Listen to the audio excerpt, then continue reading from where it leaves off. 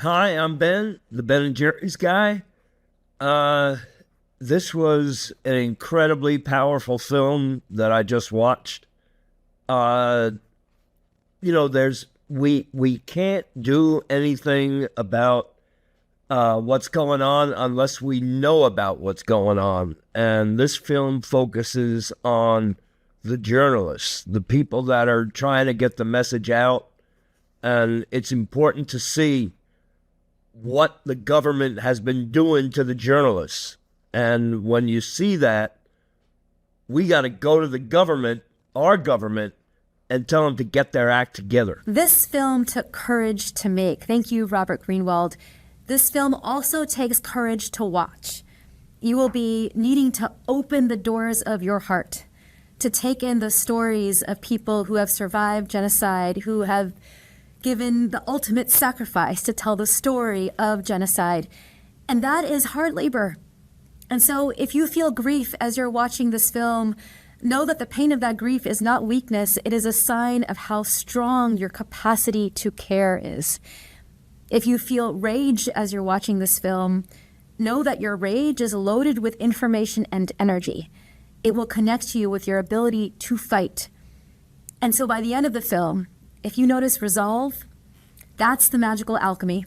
You're going to take all of those emotions and all of that pain and turn it into direct action with all of us, knowing that anything that you do, anything that you say, any action that you take, any brave step that you can make in solidarity with Gaza and with these journalists matter. For us, for humanity, for our future. Know that you will not be alone. I'm Shepard Fairey, and I want to thank you all for coming to this screening of Gaza, Journalists Under Fire, this amazing film by Robert Greenwald of Brave New Films that gives a human face to three of the many, many journalists that have been killed in Gaza, frequently in targeted attacks by the Israeli government.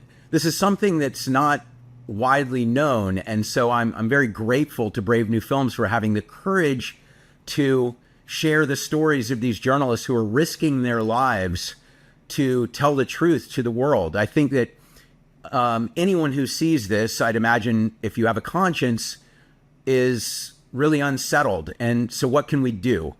What we can do is we can write to our Congress people, we can share the film with others.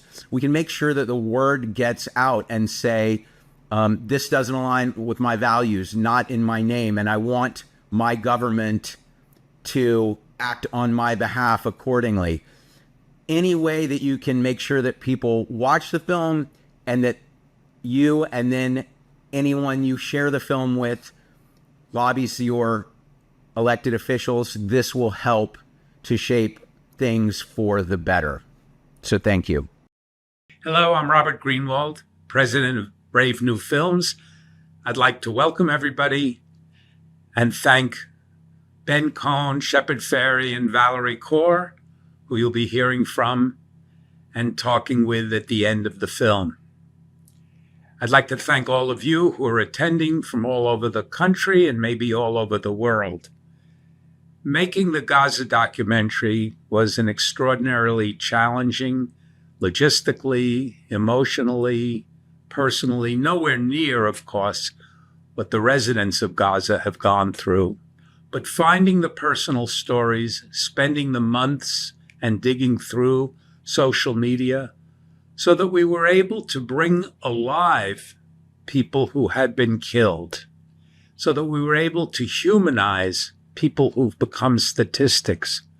So we were able to see the connection, the shared humanity, the birthday party of a child, the missing of a relative, all things that reverberate and connect us to the people in Gaza who all too often have become stereotypes and subjected to the worst kinds, not only of racism, but killing and destruction. We began the film and we focused on journalists because we wanted to make clear journalists, truth tellers, investigators were not being allowed to tell their story, to do their work. They've been murdered. They've been locked up.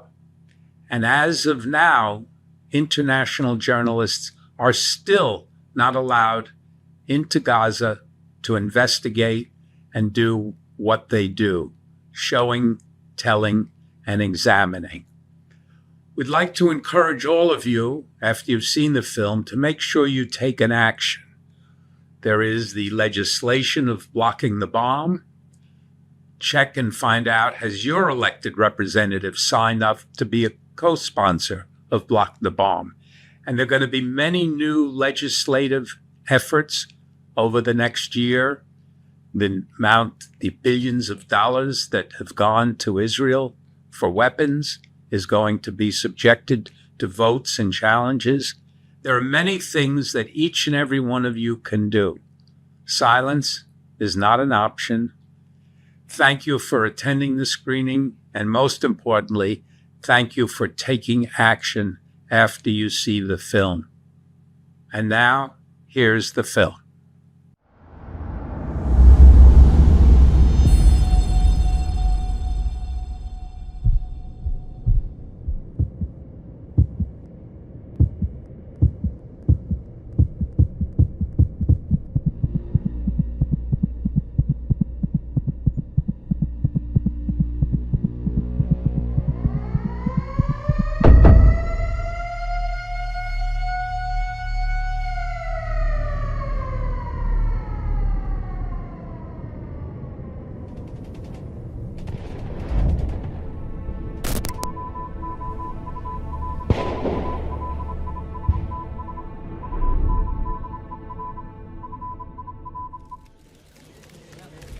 بيت الصحافة اسم تم اختياره بعناية ليكون البيت والمؤسسة الإعلامية الفلسطينية المستقلة غير الربحية.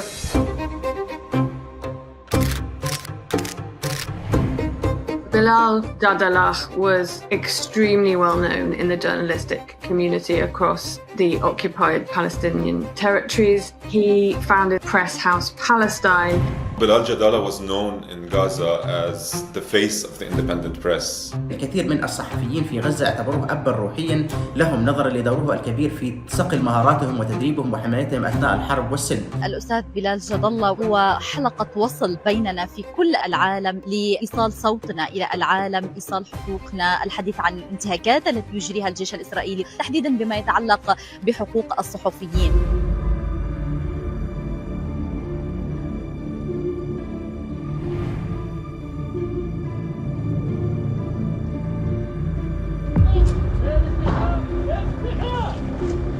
قصف وتدمير البيوت على رؤوس ساكنيها دون سابق نظام.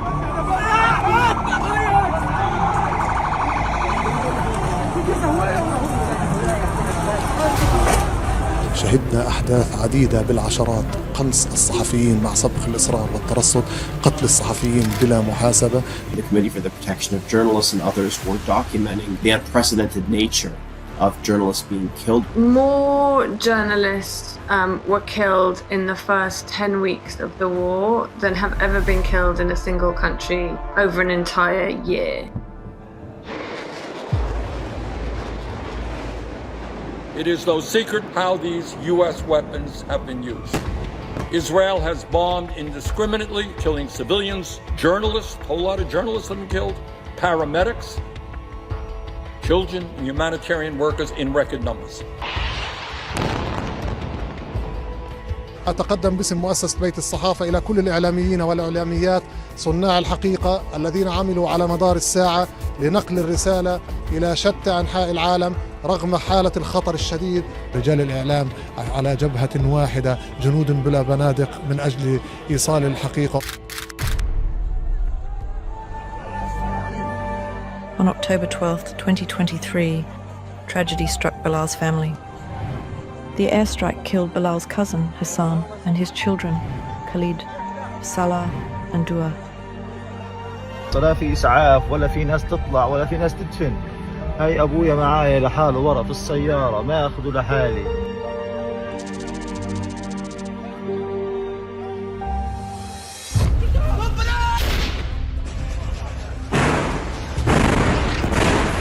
قبل وفاة بلال بأيام أوصاني إذا استشهدت إنك تدفني، وأوصاني في بيت الصحافة أكون مسؤول عنه لحين تولي مسؤولية الأعضاء لي.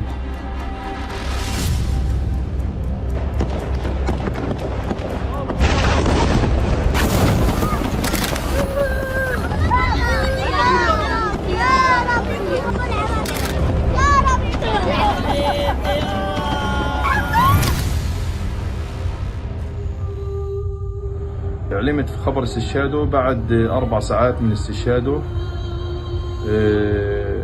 فزعت من الخبر.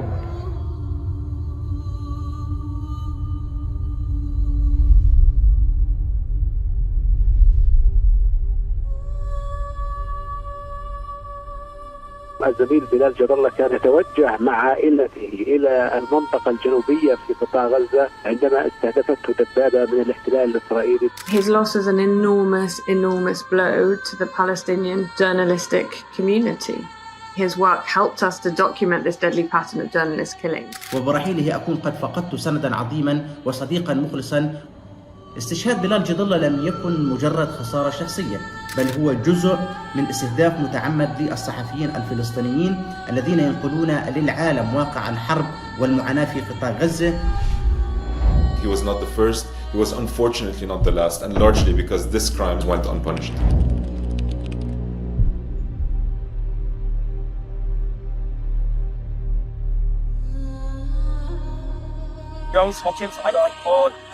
هنطلق ليه الصحافة لبتفرج صنعت بالصبر على غرفة في بلال.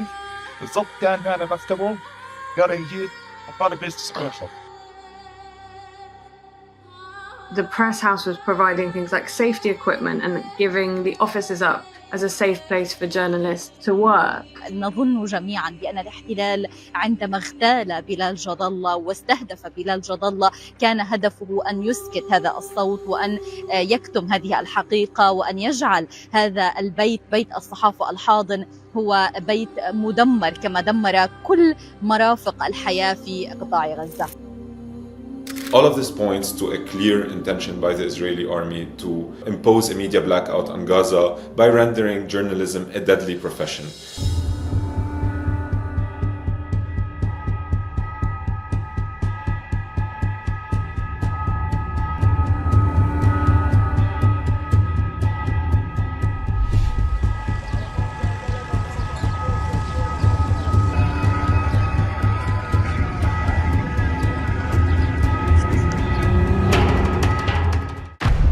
Military objective of destruction of Hamas does not justify, excuse, or make permissible the genocide of the Palestinians of Gaza.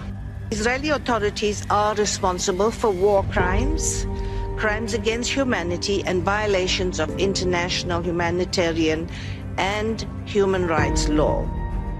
The number of journalists that have been killed in the current war, it's apocalyptic. The way they've been killed demonstrates that they were being followed. The majority of them were killed in line of duty and others while they were returning to their family. It's clearly a war crime. There is a name for forcibly expelling people from where they live. It is called ethnic cleansing. It is illegal. It is a war crime. Israel has burned people alive by bombing a tent camp at a hospital, killed children after bombing a school, and fired on UN peacekeepers. So when will Israel be held to the same standards for its war crimes and violations of international law? The destruction of hospitals across Gaza goes beyond depriving Palestinians of their right to access adequate health care. Intentionally directing attacks against hospitals is a war crime. Each war crime and violations compiled by journalists, human rights groups, and UN agencies are bearing witness. And still, I ask, where is the accountability for these atrocious crimes? Our tax dollars paid for this. U.S. weapons are being used to commit war crimes in violation of our own U.S. Leahy laws and international laws. History will not forgive us.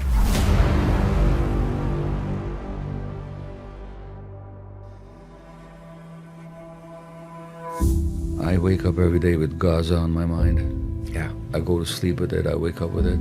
Yeah.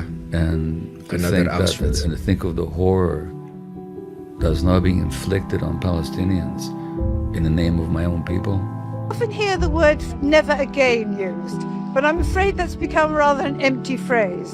And here we have it again, taking place in Palestine. It's almost become an empty word. I would like to say it and believe it, never again for any genocide. I had 15 members of my extended family killed in Auschwitz.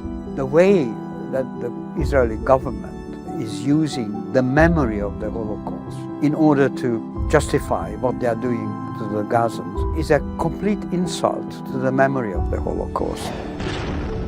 We've burned down buildings for no reasons, which is violating the international law, and we used human shields as protection. You start asking yourself, are all of those airstrikes necessary, or are we just having a light hand on the trigger here? Did we just kill someone who was just trapped in the situation? I'm refusing today because the genocide is being committed in my name and by my country in Gaza. I refuse to take part in the IDF's violent policies. I get called a traitor, a self-hating Jew, getting told that they want to kill me or rape me. I'm in Tel HaShomer military base and I'm refusing to enlist. I believe slaughter will not solve slaughter. Brazil has ordered police to investigate an Israeli soldier on vacation there for war crimes.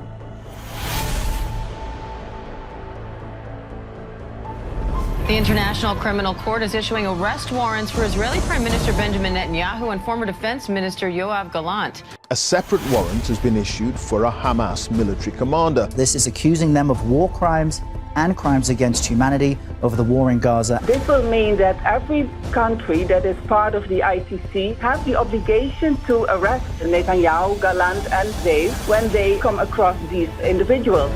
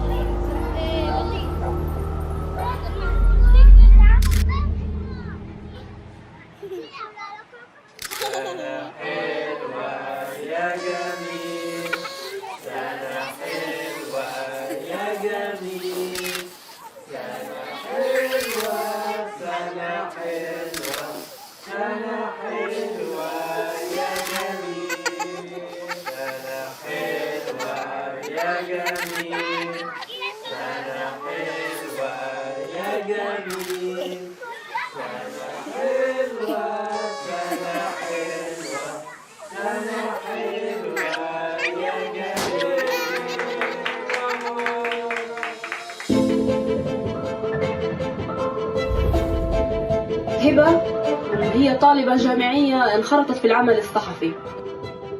كانت معدة برامج في إذاعة الجامعة، إذاعة جامعة الأزهر. شكرا للزميلة الإعلامية هبة العبادلة.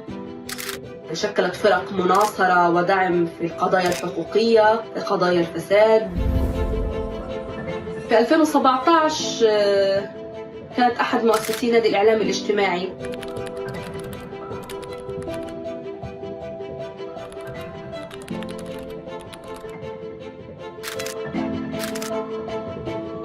كانت مؤمنة إنه الشباب قوة نحو التغيير.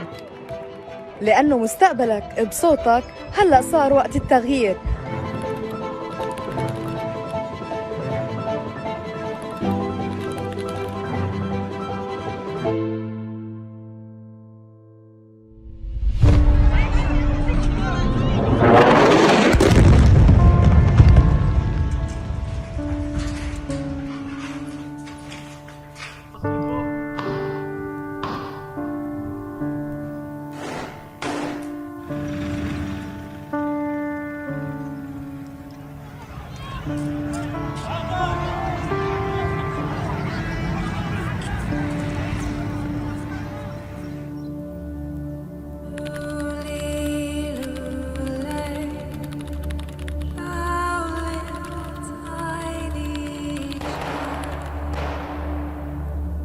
اتصالات أيامتها كتير سيئة، يعني نتواصل معهم يوم يومين نفقد الاتصال.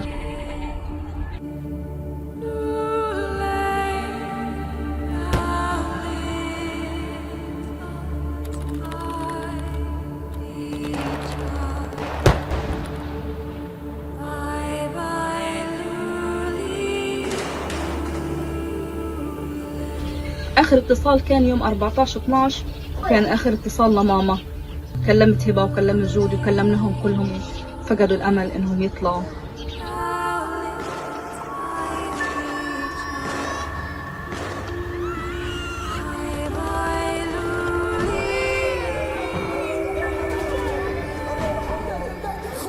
حاولت أرن يوم يومين، مش بس على جوال هبة ولا على جوال ماما، على كل جوالات إخوالي وعلى الأولاد. يعني آخر اتصال اطمئنان إلهم 26/12/2023 وكانوا لسه موجودين.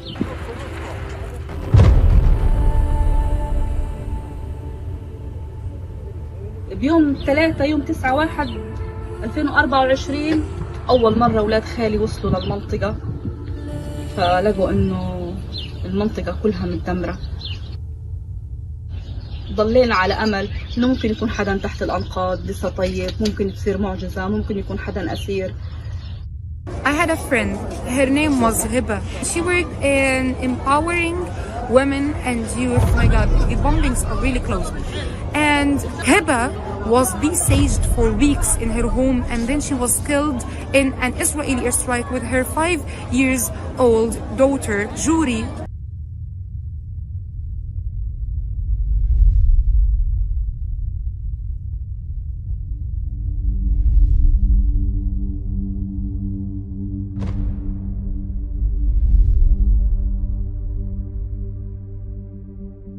سبعة 57 شخص من عائلتي راح ضحية هذه المجزرة: هبة وابنتها جودي وأمي وأخوالي ال4 وأولادهم وأحفادهم. 57 شخص. 53 شخص من عائلتي ما زالوا، ربما وأنتم تشاهدون هذا الفيديو، ما زالوا تحت الأنقاض. لم يخرجهم أحد بسبب ظروف الحرب الذي يعلمها الكثير.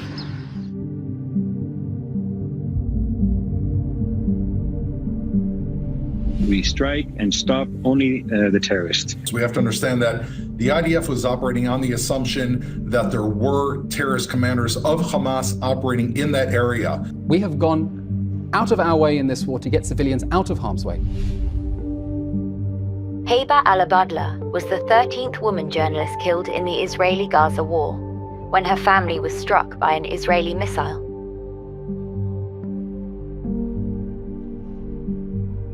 It is current standing U.S. law that prohibit U.S. assistance to aiding gross human rights violations. And what we are seeing play out on television before all of us are gross human rights violations. Heba wanted her loved ones in the world to remember that she wasn't just a number. She was a mother, a journalist, and a dreamer.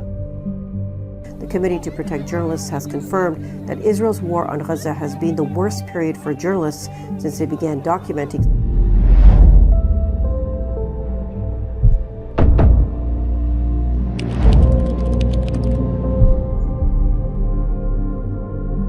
حبيبتي هبة، أنا عارفة إنك أنت بتسمعينا، لأنه روحك حوالينا ودائما إحنا بنحس فيها. أنا حبيت أحكي لك إنه مكانك على السفرة في رمضان هذا فاضي. أنا كتير مشتاقة لك، مشتاقة لماما، مشتاقة لجودي، مشتاقة لكل إخواني اللي راحوا.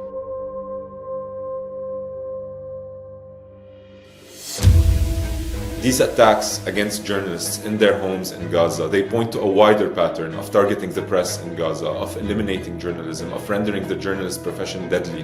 Nowhere is safe in Gaza for a journalist, not if they're working, not if they're in the street, not if they're sleeping at home with their families and loved ones. Civilians are being killed, wounded, starved, forcefully displaced at a rate that's simply unprecedented in the modern history of Israel-Palestine. We look at what has happened to journalists, and it's yet another trend that demonstrated the genocidal intent, because in Gaza, everyone has become killable, targetable, destroyable, maimable, torturable.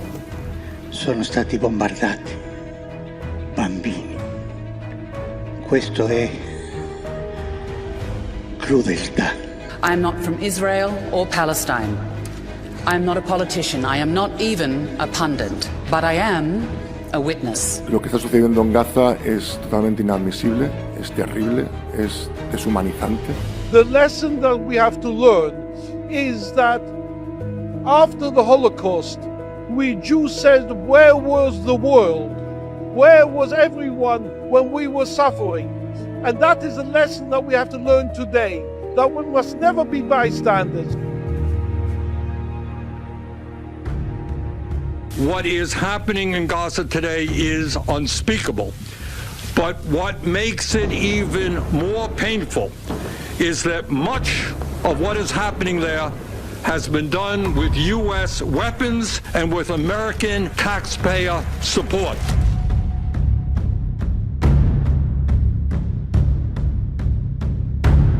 What we will not do and should not do is contribute to an offensive on innocent Palestinians. More offensive weapons that have the possibility of killing civilians and humanitarian aid workers right now is just pouring gasoline on a fire that's already raging out of control. There's no reason that an ally of America should not be held to the same standards that we would any other nation in the world. We have an obligation to the American taxpayers to make sure that we withhold that support until Netanyahu comes into compliance. Suspend the transfer of U.S. weapons to the Israeli government in order to stop and prevent further atrocity. U.S. military aid cannot be a blank check for Prime Minister Netanyahu and his right-wing government. It cannot be a blank check to kill tens of thousands of Palestinians. It cannot be a blank check to deny access to humanitarian aid. The desperation is growing. We need to have a change in course immediately. Vote no on a blank check to Netanyahu's genocide.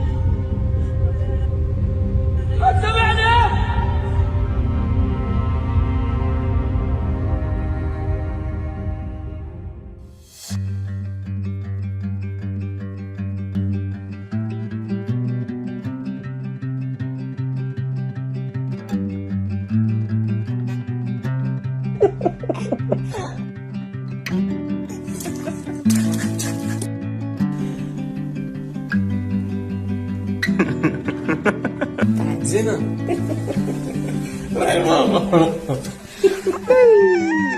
تخبى يا زينة تخبى يا زينة تخبى يا زينة بابا حبيبي ونحبك بابا What's your name?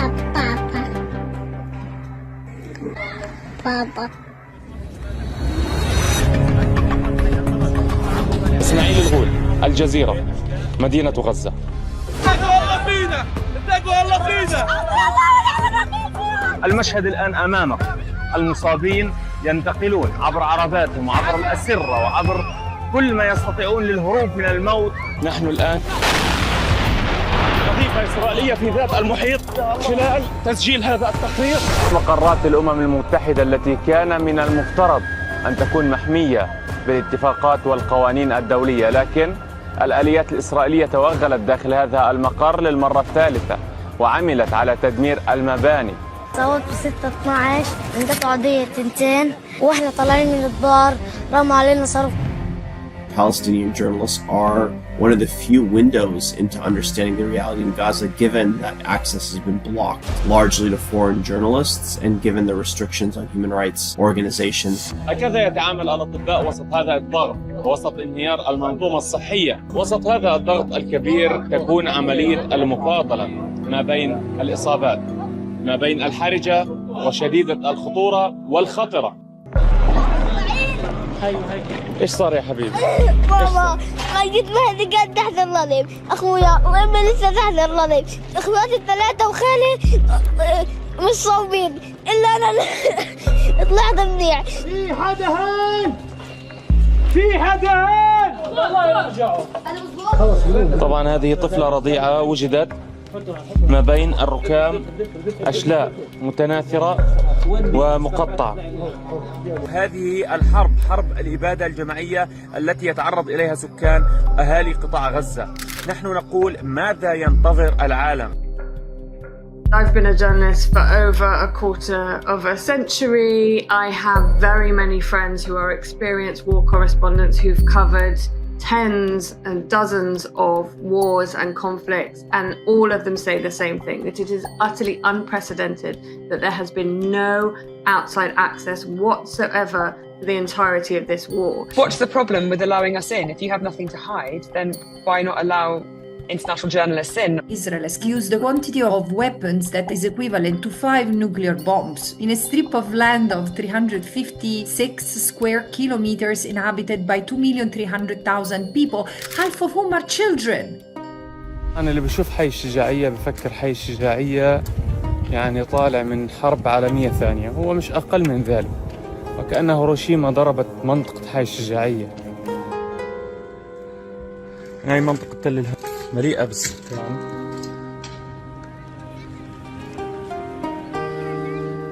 يعني يتواجد فيها كثير من البنايات السكنية، ما يزيد عن 50 بناية برجا سكنيا، يعني التي تحتوي على عشرات المواطنين. المكان فيه دمار كبير، طرقات بحاجة إلى إصلاح، الأماكن اللي في هذا المكان بحاجة إلى إصلاح.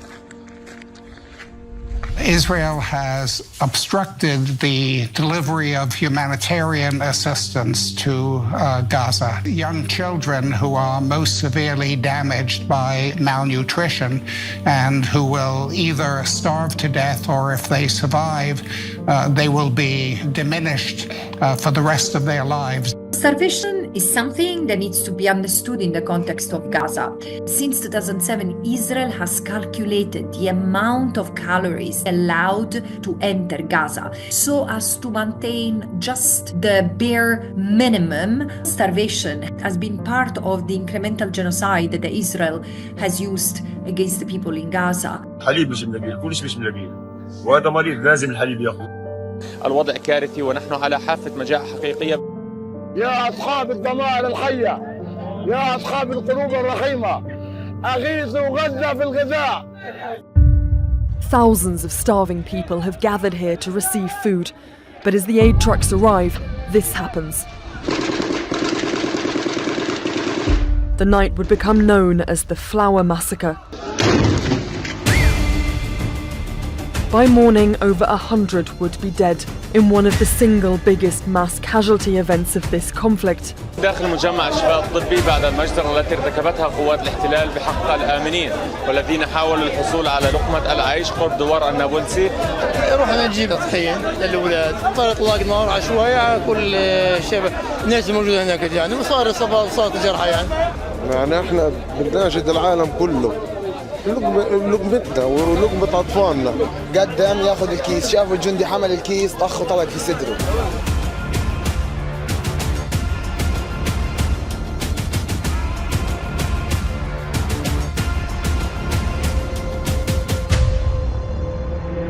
Israeli authorities are preventing human rights investigators as well as journalists from going to Gaza so that we can carry out our own investigation.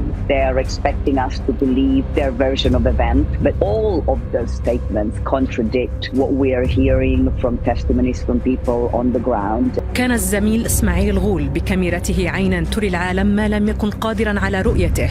Israel released documents claiming to prove that he'd received a Hamas military ranking, but the documents were dated when he would have been just 10 years old. That there's been a pattern of Israel making these kinds of allegations, basically providing no credible evidence or no evidence at all. This, unfortunately, is a pattern that we have seen for many decades from Israel, accusing journalists of being terrorists, of being militant, without providing any credible proof. Many journalists have been followed and killed by drones after they had made particularly important coverage. وتحدي حقيقي لكل صحفي ومراسل لأن يكون ناقلا للرسالة، أن يكون مكابر على تضحياته، مكابر على آلام، لكن هذا واجبنا. جنود الصحافة سواء جنود المجهولين الواقفين خلف الكاميرات أو المراسلين الذين يقفون أمام الكاميرا. إسماعيل الغول، الجزيرة، مستشفى الشفاء، مدينة غزة.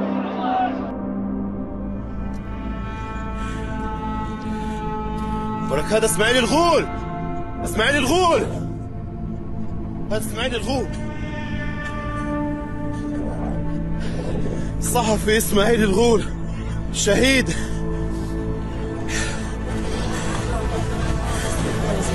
يا الله يا الله، زميل الصحفي يا الله، إسماعيل الغول، صحفي إسماعيل الغول، إسماعيل الغول، استشهاد الزميل الصحفي إسماعيل الغول، استشهاد الزميل.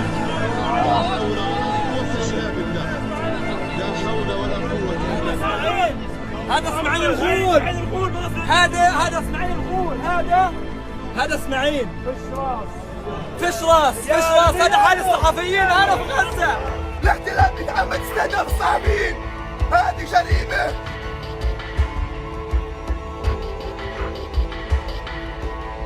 يتم استهداف الصحفيين يوميا، يتم منعهم عن العمل، يتم استهداف عائلاتهم. اسماعيل ما ذنبه؟ هاي الدماء، دماء اسماعيل، هاي دماء اسماعيل. كان مشهد مؤلم، يعني ما عرفنا نودعه، نشوف ملاهم، نشوف وجهه.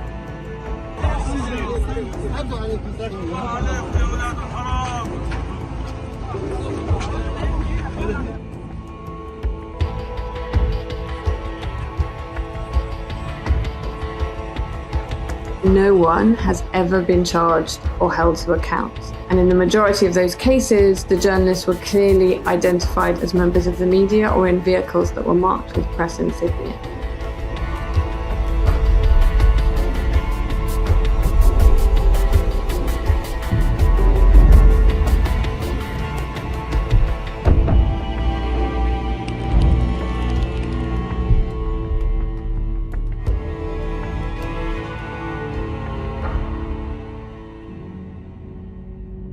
This raises today number of journalists and media personnel killed in Gaza to 165. What is your reaction? So we offer our deep condolences to the many Palestinian journalists in Gaza killed or injured during this war. And we have been absolutely clear that Israel has a moral obligation and a strategic imperative to protect civilians. And of course, part of that includes journalists. Al Jazeera, the network now assures you, confirms that it was a targeted killing. What would you have to say? We have 22 Arab countries who need an answer. We are aware of these reports and we have communicated with our partners in Israel for more additional information. You said you asked Israel for more information. There have been many incidents over the past 9 months that you asked Israel to provide more information. Can you give us one example of I'm not going to get into specific diplomatic conversations. We've been immolated, incinerated, dismembered and disemboweled. Even the press vests we're wearing right now mark us as a target. We wear our press jackets, we wear our helmets. We have been targeted in normal places where normal citizens are. الزملاء خلعوا السترات غضبا بعدما بدت عديمة النفع في وجه طيار يراها ويقصف وقناص يرصدها ويقتل. He was killed with his cameraman Rami Rifi, and they were killed. They were directly targeted in a white car where they were killed. They were wearing their press jackets. Ismail was killed in an attack that we have determined to have been a targeted attack. The Israeli army has said that they do not deliberately target journalists. Targeting civilians in war is considered a war crime, and journalists are civilians. The state of Israel has committed and is continuing to commit genocide against Palestinians in the occupied Gaza Strip. Genocide can happen during a conflict if the actions, the statements, and the context demonstrate that those with power to do so intend the destruction of the population. We found that all of those conditions are in place in Gaza. وسائل إعلام غربية كبرى كانت سرعان ما تطلب تقارير إسماعيل الغول لتعيد بثها للرأي العام الدولي لسرد الرواية الأخرى والحقيقة التي لم يكن للاحتلال أي مصلحة في وصولها.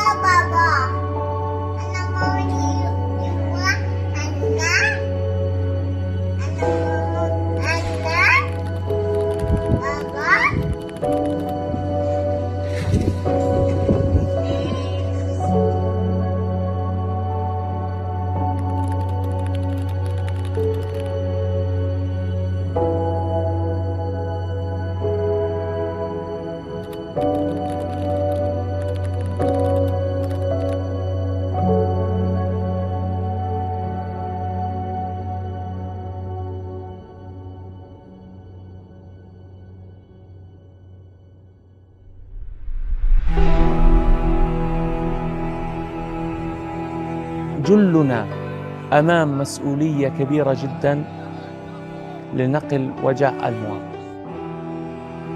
إحنا الصوت المباشر للعالم، لا نكترث ولا تهمنا التكلفة التي سندفعها رغم إيقاننا أن التكلفة قد تكون أرواح.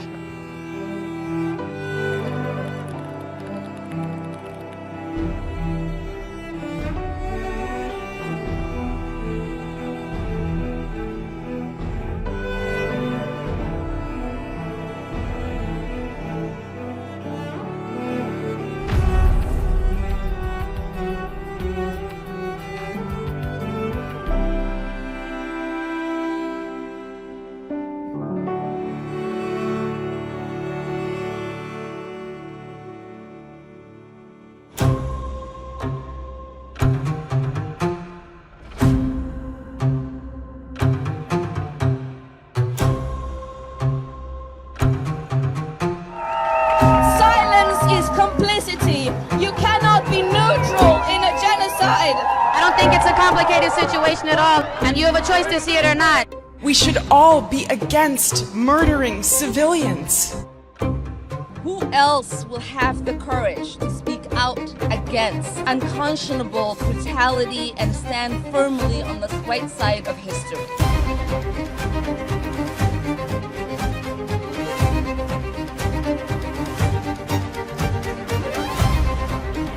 We, as Jewish Americans, are speaking out and saying that this cannot happen in our name. The United States government has to end its complicity in this genocide. The occupation is destroying everyone. Millions of men, women, and children in Gaza are suffering. Together, we have the power to bring change. We cannot be silent. Because we're Jews, we have to stand up and say, this is not true, it's not in our name. We totally object to this. We cry and hurt with the people of Gaza and Palestine. أطالب هذا العالم أن يقف معي كوني أخت صحفية، كوني فلسطينية، كوني إنسانة، أن يوقف هذه الحرب اللعينة.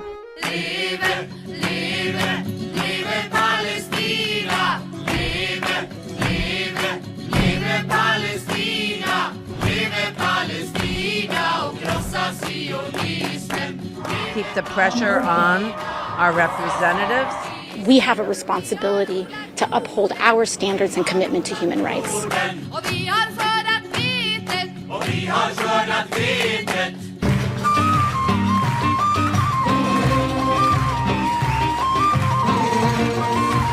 We're calling for immediate, permanent ceasefire in Gaza. We're calling for peace and justice for the people of Palestine. We're witnessing their pain. We're witnessing it happen. I only tell this story because I hope other people will go out and do that for themselves as well. It's about being able to show the world.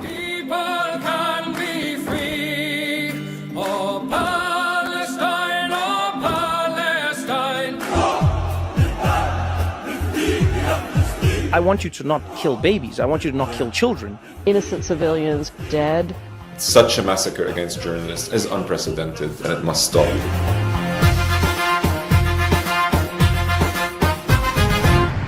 Mi addolora profondamente quanto accade nella striscia di Gaza.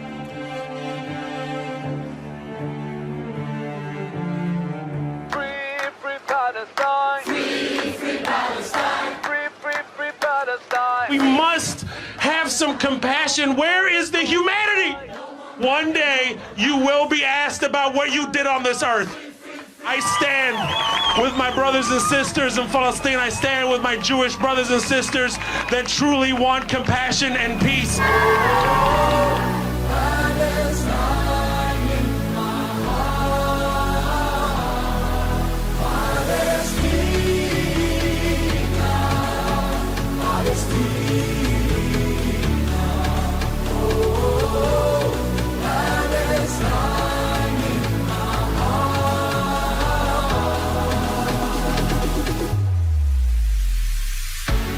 Stand up tall, this is a wake-up call. Never again means never again for all. To all my people in Gaza, even though we're living far from each other, your pain is my own pain. All for one and one for all. Free, free Palestine. Free, free Palestine. Free, free, free Palestine. No more murder, no more lies. Free, free, free Palestine.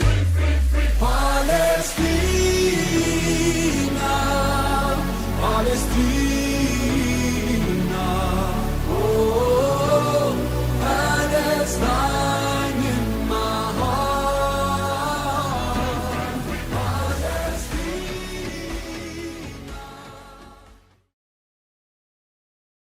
Hello and welcome everybody who's watching this, and welcome to Ben and Valerie and Shepard, who are going to be talking and discussing and suggesting. So I appreciate everyone's joining and helping to spread the word. We've had over 1,300 free screenings around the world by now.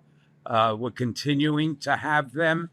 And there's work to be done in how we use the film and how it can be helpful. And I look forward to starting with questions from Shepard, Valerie, and or Ben. Yes. Would you like me to kick it off? I would love you to kick it off. All right. Well, you know, the film was incredibly powerful, and I think it's something the world needs to see. But my first question is, what initially drew you to make a film about Palestinian journalists in Gaza?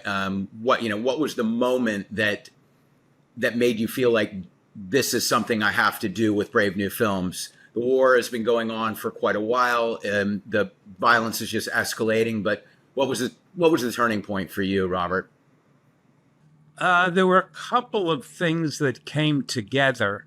Number one, Instagram, where I was seeing more and more of the most painful, outrageous, and frankly horrific behavior from Israel and the military, and these really extraordinary individuals throughout Gaza who were videoing and posting with enormous physical threats was one part of it. And the other part, I felt as a New York Jew, which is a particular subset of Jews that Ben may be familiar with, I felt a really strong moral conviction that I needed to do something. This is a skill that I have. I was told over and over again not to do it, that I would lose funders for Brave New Films, which we did. And I couldn't be more proud that we did it. It's never fun when people call you names and yell at you online and withdraw funding. But it was important that we do it and we not run from it.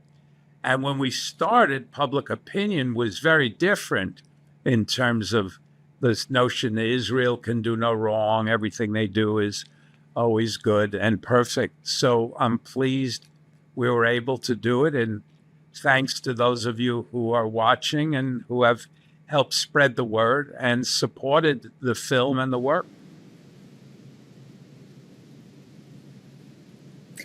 Robert, Valerie? I'm so grateful that you have made this film. In the wake of Renee Good's murder, Minneapolis has become the new ground zero for the level of brutality that this current administration here in the United States is willing to inflict on immigrants and on neighbors who stand up for them. And as I'm watching the film about Gaza from here, from Minneapolis, it occurred to me that the same logic of dehumanization that is driving the violence that I see on these streets all around me is the same logic that has driven the genocide in Gaza. Call a people an enemy, label them terrorists or domestic terrorists, and you can do anything to them or allow anything to be done to them. And so that level of dehumanization depends on the lie. Authoritarian capture, authoritarian violence depends on the lie. And the role of truth tellers, those who bear witness and then tell the truth to the rest of the world, becomes essential for safeguarding our human rights, for keeping our people safe, and for changing it. And so this is why I'm here in Minneapolis. And as I was watching the film and thinking about these journalists and these media workers, I had followed so much of the genocide the last few years, but I did not know until watching your film the extent to which the journalists and truth tellers were targeted and the number killed.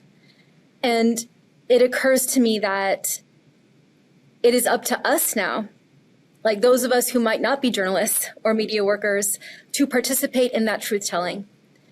And I know that the rage that I felt while watching this film, the grief that I felt while watching this film, especially Heba and her daughter. I mean, her daughter's the age of my daughter, looks like my daughter, imagining them, feeling them.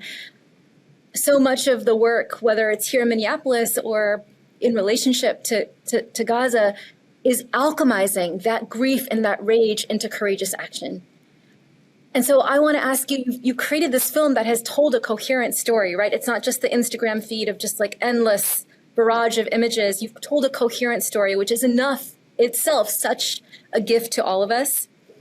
As we are holding now the story and we're feeling those powerful emotions in our body, the most powerful way to alchemize it is to have clear actions that we could all take. And so what is your greatest hope for what we all do after watching this film? There's a line that I quote to myself often, which is, hope is not a strategy. Having said that, I have many hopes. And one of the key ones with this film, and it goes back to Shepard's question about why, I intentionally chose journalists to focus on two assumptions, one of which turned out to be accurate, one of which turned out to be inaccurate. The accurate assumption was, if we focused on journalists and we did exactly what you just referenced, we humanized them. We brought them to life through their social media posts, through the research that the amazing team at Brave New Films did. We were able to bring them to life. It would be harder to stigmatize, it would be harder to dehumanize, and it would be harder to ignore. Everybody has a friend, relative, somebody who has a birthday party. And it's when I saw that clip in the research that I felt we were really onto something. And the screenings around the world have supported the idea. We're not going to reach the haters. We're not going to reach the racists. We're not going to reach the warmongers. But there's millions of other people. And we've been able to reach some of those people with the film. Where we failed, or maybe it's a systemic failure, zero, literally zero traditional press coverage. I thought, well, if it's a film about journalists being murdered, for sure, press will be forced to cover it. That has not happened at all.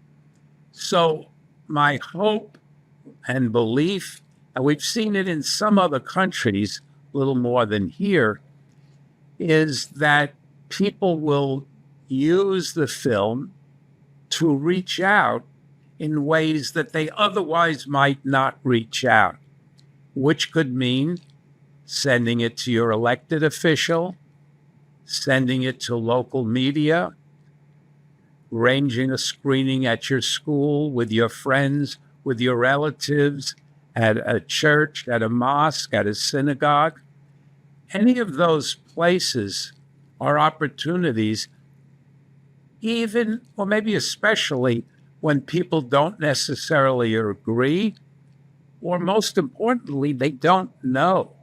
So it's a lot of work, but it's only going to happen when people like our panelists and like those of you watching the film decide you will do something other than feel the pain and the hurt and the anger and the despair. There's a lot of despair, understandably, as the killing and murdering goes on, but there's also a tremendous amount we all can do and need to do. You know, I think that focusing on journalists, the idea of getting the word out, of making it possible for the public to understand what's going on is key. And I think that in I don't know, in a cynical way, governments, starting with the U.S. government,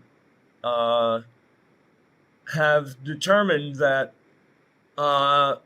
well, when we do bad things like killing people in wars, the public doesn't like it.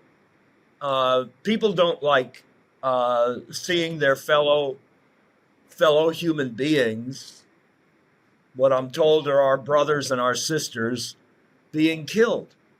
And so they, starting with the war in Vietnam, my understanding is that the lesson that the government learned is people were hugely opposed to that war. And the lesson the government learned was not, don't have wars like that people hate. The lesson that the government learned was, don't let them see what you're doing in their name and with their money. And, the word about the war in Vietnam was that there was so much opposition to it because people saw what was going on. They saw the brutality of it. They saw the horrors of war in their living rooms on their TVs. And so the government decided, well, they can't see that shit anymore. Oh, no, we ain't going to let them see what we're doing with their money in their name.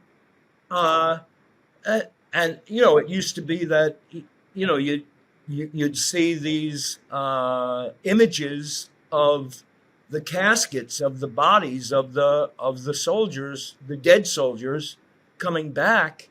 And now, nope, you're not allowed to see that either. And this is just an outgrowth of that. What went on in Gaza.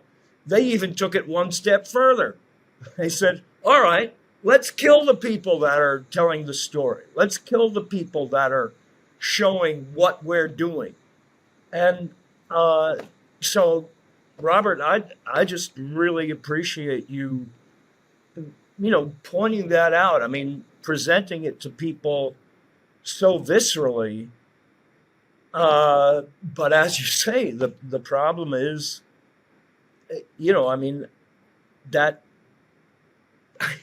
it doesn't seem like it's changing anything. I mean, after Vietnam, so they have the next wars, and they say, well, yeah, we're going to let journalists cover the war, but they're going to have to be embedded, and they're only going to see what we want them to see, and they're only going to say what we want them to say. And that ain't journalism. That's fucking propaganda. Excuse me. You said that this is being edited, so you can take it out if you want. So, I mean, I think you're addressing exactly what needs to be addressed, and I want to know how to fix it. Well, I think to add to what Ben said, the process of manufacturing consent from the American people for subsidizing the war with U.S.-made weapons and other funds for Israel, not asking for accountability from Israel, allowing the dehumanization of Palestinians. There are many overt and insidious ways in which this process works. But I think a film like yours can actually pull the curtain back and people understand how they're being lied to, how they're being manipulated, how their moral center isn't being allowed to react to what's going on because they don't have the complete picture. And in the film, you quote through using media footage that was pre-existing or interviews that you've conducted, many people from very reputable organizations, human rights organizations, saying that there are crimes against journalism and humanity, human rights violations. And then you give, these aren't just bits of language, you give a portrait of all these individuals who are very relatable as not as quote unquote terrorists. They're people just like us. But I think that this framing is so important. And anytime, I find it infuriating, anytime what's happening in Gaza is characterized as a genocide or human rights violations or Palestinian people are portrayed sympathetically, there will be an outcry from a certain segment that this is propaganda, and yet it's actually the counter to propaganda. So I'm curious how you decided to characterize with those various phrases and provide evidence, because it is actually opening you up to attack, opening Brave New Films up to attack. But I think there's a moral imperative, and I'm so proud that you had the courage to take on that imperative. Well, thank you, Shepard, and for your support over the years in the battles. I would feel like a major coward if I didn't take it on, knowing the more I saw, the more I learned. And it's what each of you said. And by the way, even now, yesterday, 3 journalists were killed by Israel, including a cameraman who'd worked for CBS. The Israel parliament passed a law allowing them to essentially ban any media outlet for, quote, security reasons. Now, what it means is they are trying to stop, kill, eliminate the people who tell the truth. And when people, one of the attacks is, you don't know what you're talking about, Hamas is doing this, that.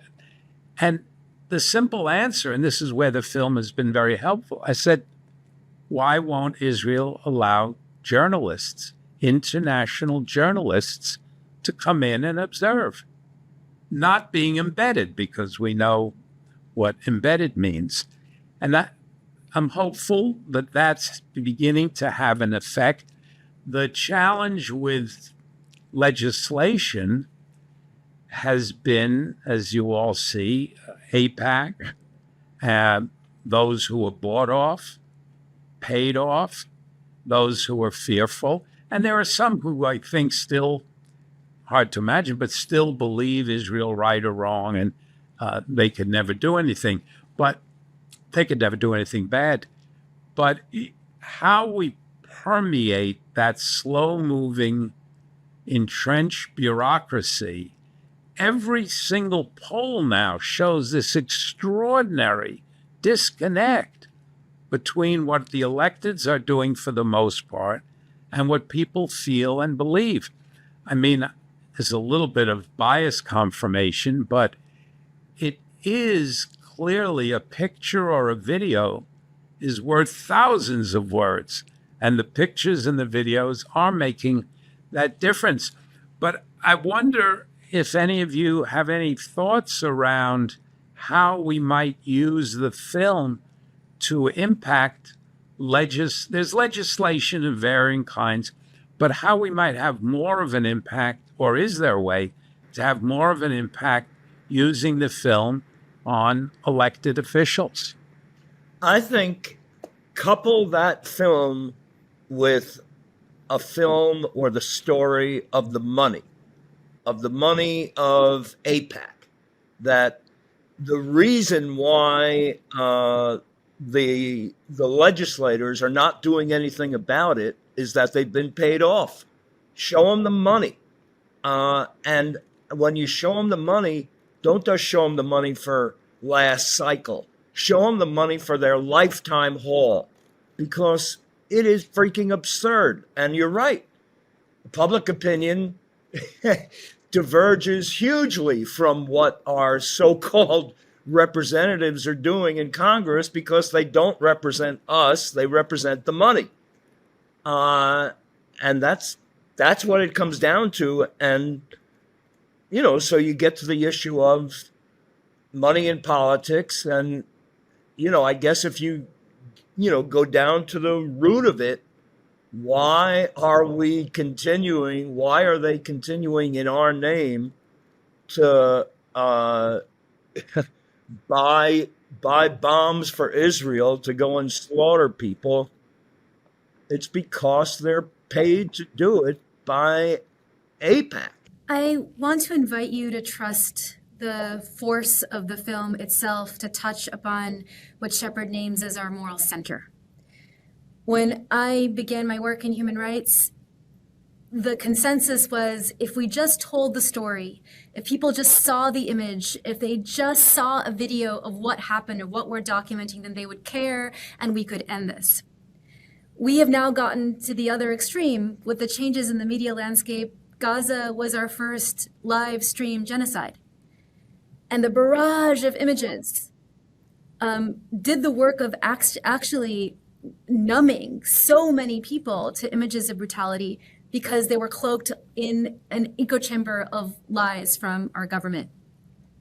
There's what we know about the human mind and the human body is that if you give us many, many, many people to care about, we don't actually activate those parts of our hearts and our capacity for empathy. But if you give us the one, then we can see our daughter, we can see our son. I needed to keep that moral center alive in myself. And I had a friend send this to me as a gift. This was before I got to see your film, Robert. This is Yakin Hamad, who was an 11-year-old media worker. She was the youngest media worker in Gaza, who often was found serving food and supplies to displaced families with her older brother. She was bright. Her smile was contagious. She, again, reminded me of my children. And she was killed under the rubble because of an Israeli strike. And I needed to hold on to the one. Like, I needed to hold on to her so that I could have the courage to keep speaking, even if my voice trembled, to keep finding the bravery that you found when you made this film. And so to see your film now and how you zeroed in on 3 journalists and told their stories really well, allowed all of us to focus on the one, on the, that. So I invite you to trust the force of that. And remember that elected officials, too, are human beings. And because of the constraints of their office, they are often only moved to act if the rest of us pressure them to do so. So I think continuing what you are doing and inviting communities to screen the film, to tell the stories, to think about their connection with the stories of those in the film, and then giving them that one step, and making it easy for them, that one elected official that they can push. I believe that ultimately we are the majority, that the majority of us do not support authoritarian violence or genocide. And the gap between our moral center and what we do are just those action steps. So pair this film with those action steps, and it is part of the movement that we are all championing. We're behind you. Yeah, I agree with Valerie that the film really speaks for itself. But I imagine that a lot of politicians who I've noticed in my many years of working as an activist are really averse to controversy. They avoid it. They take the easy wins, and they avoid the things that might be polarizing. This is a polarizing thing, so it has to get to them. And I think that requires many different points of pressuring them, but the pressure coming from the public. So if this film is seen by people who then push it upon their elected officials to see the film, to act on the injustice, I think there's a really important idea that goes through, it's a thread through everything everyone is saying, which is treat other people like you want to be treated. The values that you have for yourself, ask other people to demonstrate the same values, especially if they're people acting on your behalf. And whether that's how we choose to spend our money as a nation, is it subsidizing genocide, or is it contributing to the health and well-being of our citizens and other people around the globe? Is it, if we want to be given human rights by other nations in our dealings with them, then we have to extend the same thing. The seeing everyone as connected and equally human, I think, is something that is a natural outcropping of seeing this film. That it's impossible for it not to drive empathy if you actually see it. So where I'm a little stumped is how to get past those barriers that people will put up because they have a predisposition to either not wanting to weigh in on a controversy, or if they see it, they know that they may actually be uncomfortable being as one-sided as they've been. So that's where I use art to try to Trojan horse past people's barriers and get to their emotions so that they will actually embrace something or at least process it. So I don't know how it's been positioned. The trailer of the film is really great, but what are the other efforts are to have someone see a short clip and say, wow, this is an inconvenient thing that I'm going to have to watch this film, but I have to watch it. Here's an idea. I can see how the film is placed within the category of a film about genocide or a film about Israel and Palestine. What if one strategy is to place it within the context of freedom of press? Make it about freedom of press and how the threat to press in Gaza and around the world is an existential threat to the future of democracy and human rights and the world that we want. And I think this might be an interesting strategy, especially for those who already have pre-existing opinions about the first two categories, because it might be a way in. Because as there's no way you would know this, Robert, but you have a clip of my brother-in-law in your film. My brother-in-law is a reporter for CNN. His name is Manu Raju, and he was interviewing AOC. And I'm seeing I'm seeing Manu in the context of your film.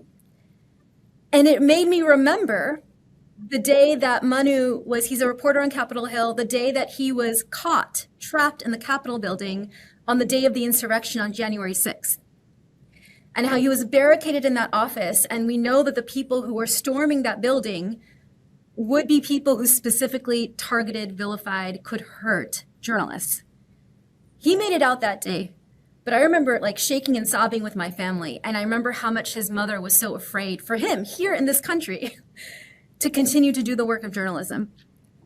And so perhaps one way is, if we can hear you place the targeting, the unprecedented targeting of journalists in Gaza within a larger story of threats to journalists around the globe.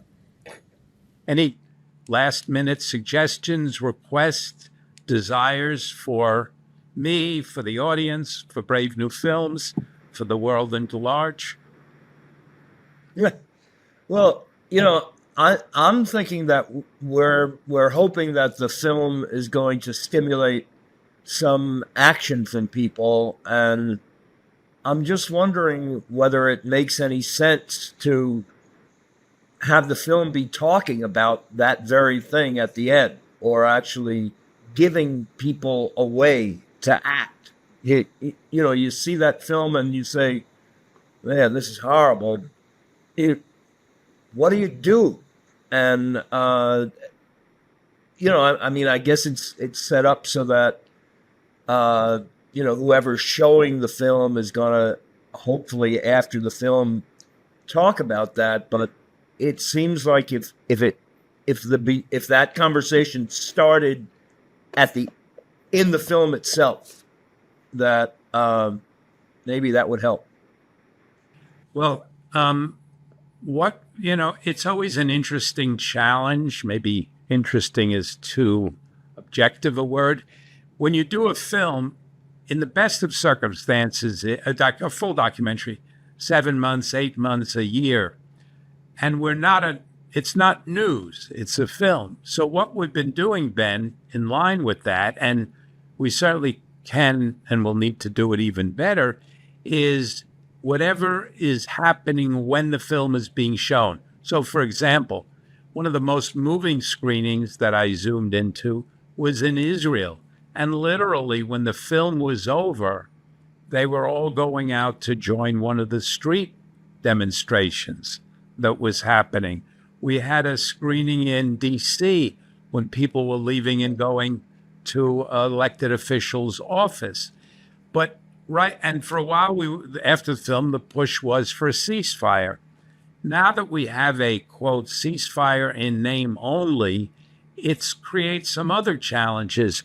But we are constantly trying to find something current that we can offer to hosts, to sponsors, to people who are screening, so they can do exactly what you're saying.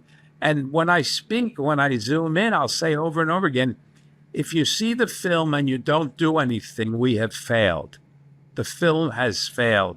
It only is successful if you take some action. We're not going to be in a festival. We're not going to win awards. But if you take action, then that's the success.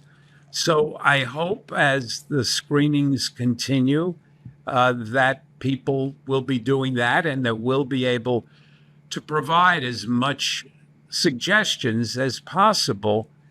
One of the other parts, then you mentioned it, Ben, in terms of money, in addition to the money and politics part, it's letting people know how much they are spending on these wars. I mean, it's billions and billions of dollars, and we're looking for ways to connect that into the film and to action. We're working with some elected officials who want to take money from ICE and move it towards housing. What a horrible, radical idea. Can you imagine that? Or feed people. So we're going to continue to be trying that. But in signing off, I want to thank the three of you, thank the audiences that's watching, wherever they may be, and hope that each and every person can screen the film, 3 people in their living room, 3,000 people in their classroom, whatever it may be, and then take some action. So